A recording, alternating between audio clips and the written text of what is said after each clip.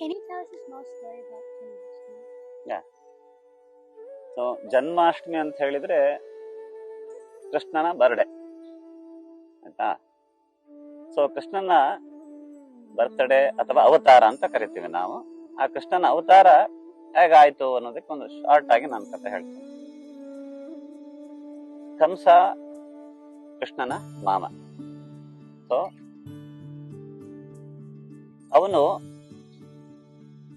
ವಸುದೇವ ದೇವಕಿ ಏನು ಮದುವೆ ಆಗಿ ಹೋಗ್ತಾ ಇದ್ದಾರೆ. ಆಗ ಒಂದು ಆಕಾಶವಾಣಿ, ಒಂದು ಮೆಸೇಜ್ ಬರ್ತದೆ ಮೇಲ್ಗಡೆಯಿಂದ ಕಂಸನಿಗೆ, ಈ ದೇವಕಿಯ 8th ಸನ್, 8ನೇ ಮಗುವಿನಿಂದ ನಿನಗೆ ಮರಣ ಅಂತ ಹೇಳಿ. ಆಯ್ತಾ. ಅವಾಗ ಏನ್ ಮಾಡ್ತಾನೆ ಕಂಸ,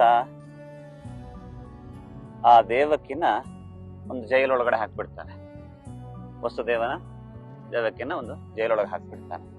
ನೋಡೋಣ, ಅವರು ಮಕ್ಕಳಾದ್ರೂ ನಾನು ಅದನ್ನು ಕೊಂದ್ಬಿಡ್ತೇನೆ, 8 ಮಕ್ಕಳನ್ನು ನಾನು ಸಾಯಿಸ್ತೇನೆ, ಆವಾಗ ಯಾರು ನನ್ನ ಕೊಲ್ಲಿಕ್ಕೆ ಆಗಲ್ಲ ಅನ್ನೋದು ಅವನ ಒಂದು ಪ್ಲಾನ್. ಯಾರದ್ದು? ಕಂಸನ. ಹಾಗೆ ಮಾಡ್ತಾನೆ, ಜೈಲಲ್ಲಿ ಇಡ್ತಾನೆ.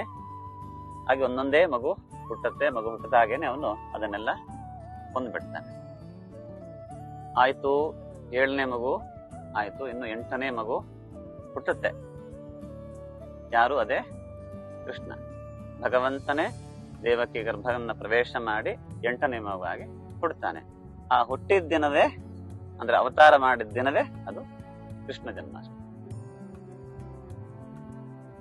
The story Udupa Acharya told us about Krishna Janmashtami was, Kamsa, a very powerful king, takes his beloved sister Devaki and her new husband Vasudeva on a stroll as they get married.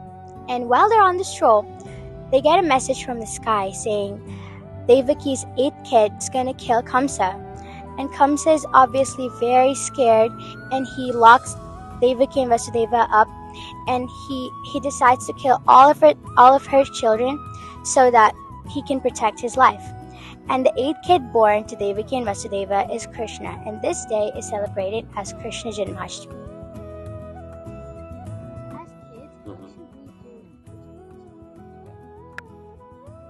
ಜನ್ಮಾಷ್ಟಮಿಗೆ ಮಕ್ಳು ಏನ್ ಮಾಡ್ಬೇಕಂದ್ರೆ fun ಮಾಡ್ಬೇಕು ತುಂಬಾ.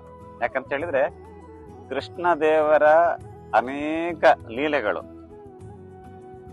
ನಡೆದಿರೋದು ಅವನ childhood ಅಲ್ಲಿ. ಅವನು ಹುಡುಗ ಮಗುವಾಗಿರ್ಬೇಕಾದ್ರೆ ಅನೇಕ ಪೂತನೆಯನ್ನು ಸಂಹಾರ ಮಾಡ್ತಾನೆ, ಶಕಟಾಸುರ ಭಂಜನ ಮಾಡ್ತಾನೆ, ಅನೇಕ ತೃಣಾವರ್ತನ ಸಂಹಾರ ಮಾಡ್ತಾನೆ, ಕಂಸಾಸುರನ ಸಂಹಾರ ಮಾಡ್ತಾನೆ. ಇದೆಲ್ಲ ನಡೆದಿದ್ದು ಅವನ ಚೈಲ್ಡ್ಹುಡ್ ಅಲ್ಲಿ. ಹಾಗೆ ಅನೇಕ ಈ ಹಸುಕಾಯಿ ಹುಡುಗರು ಇರ್ತಾರೆ, ಗೋಪಾಲಕರು. ನಂದ ಗೋಕುಲದಲ್ಲಿ ಅನೇಕ ಹುಡುಗರು ಇರ್ತಾರೆ. ಅವ್ರ ಜೊತೆಗೆ ತುಂಬಾ ಆಟ ಆಡಿರ್ತಾನೆ, ಗೋಪಿಯರ ಜೊತೆ ಫನ್ ಮಾಡಿರ್ತಾನೆ, ಆಟವನ್ನ ಆಡ್ತಾನೆ, ಅನೇಕ ಬಾಲಲೀಲೆಗಳನ್ನ ಅವನು ತೋರಿಸ್ತಾನೆ. ಹಾಗಾಗಿ ಕೃಷ್ಣ ಜನ್ಮಾಷ್ಟಮಿ ದಿವಸನೂ ಕೂಡ ಮಕ್ಕಳು ಕೂಡ ಅದೇ ರೀತಿ ಒಂದು ಫನ್ ಮಾಡ್ಬೇಕು ಅಂತ, ಅಂದ್ರೆ ಮೊಸರು ಕುಡಿಕೆ ಅಂತ ಮಾಡ್ತಾರೆ. ಕೃಷ್ಣನಿಗೆ ಹಾಲು, ಮೊಸರು, ಬೆಣ್ಣೆ ಅಂತ ಹೇಳಿದ್ರೆ ಬಹಳ ಇಷ್ಟ. ಹಾಗಾಗಿ ಆ ಕೃಷ್ಣ ಜನ್ಮಾಷ್ಟಮಿಯ ದಿವಸ ಪುಟ್ಟ ಮಕ್ಕಳು ಎಲ್ಲ ಕೃಷ್ಣನ ವೇಷ ಹಾಕೊಂಡು ಬರ್ತಾರೆ, ಫ್ಯಾನ್ಸಿ ಡ್ರೆಸ್ ಹಾಕೊಂಡು. ಅಂದ್ರೆ ನಾವು ಅದನ್ನ ಮೆಮರೈಸ್ ಮಾಡ್ಕೊಳ್ಳೋದು. ಅಂದ್ರೆ ಆ ಕಾಲದಲ್ಲಿ, ದ್ವಾಪರದಲ್ಲಿ ಕೃಷ್ಣನ ಒಂದು ಹೇಗಿತ್ತೋ ಬಾಲಲೀಲೆಗಳು, ಅದನ್ನ ನಾವು ಮೆಮರೈಸ್ ಮತ್ತೆ ಮಾಡ್ಕೊಳ್ಳುವಂತಹದ್ದು. ಅದಕ್ಕೋಸ್ಕರ ಚಿಕ್ಕ ಪುಟ್ಟಾಣಿ ಮಕ್ಕಳಿಗೆಲ್ಲ ಕೃಷ್ಣನ ವೇಷ, ರಾಧೆ ವೇಷ ಹಾಕ್ತಾರೆ. ಮತ್ತೆ ದೊಡ್ಡ ಹುಡುಗರೆಲ್ಲ ಮೊಸರು ಕುಡಿಕೆ ಅಂತ ಒಂದು ಮಡಿಕೆಯಲ್ಲಿ ಮೊಸರನ್ನ ಇಟ್ಟು ಅದನ್ನ ಹೊಡೆಯುವಂತಹದ್ದು. ಇದೆಲ್ಲ ಒಂದು ವಿನೋದಕ್ಕೆ, ಅಂದ್ರೆ ಎಂಜಾಯ್ಮೆಂಟ್ಗೆ ಮಕ್ಕಳು ಮಾಡುವಂತಹದ್ದು. ಇದರಿಂದ ಒಂದು ಸೋಷಿಯಲೈಸೇಷನ್ ಆಗತ್ತೆ. ಸಾಮಾಜಿಕವಾಗಿ ಎಲ್ಲ ಹುಡುಗರು ಒಂದು ಬೆರೆತು ಮತ್ತೆ ಅವರಿಗೆ ಒಂದಿಷ್ಟು ಸಂತೋಷವೂ ಕೂಡ ಸಿಗ್ತದೆ.